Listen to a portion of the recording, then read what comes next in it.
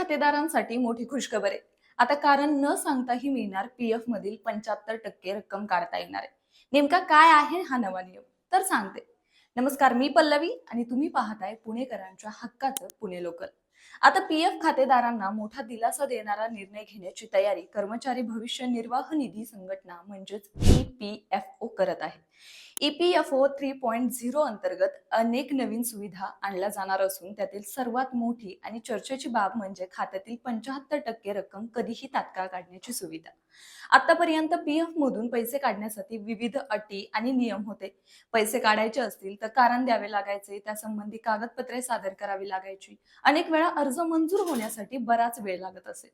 काही वेळा कारण योग्य नसल्याचं सांगून अर्जही नाकारले जात होते. त्यामुळे सर्वसामान्य कर्मचाऱ्यांना अनेक अडचणींचा सामना करावा लागत होता.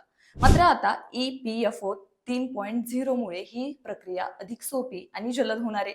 विशेष म्हणजे नैसर्गिक आपत्ती, महामारी, कंपनी बंद पडणे, दीर्घकाळ बेरोजगारी किंवा गंभीर आजार अशा कठीण परिस्थितीत खातेदारांना त्यांच्या पीएफ खात्यातील संपूर्ण रक्कम काढण्याची सुविधाही कायम राहणार आहे. म्हणजेच गरजेच्या वेळी स्वतःच्या पैशांसाठी जास्त कागदोपत्री प्रक्रिया करावी लागणार नाही.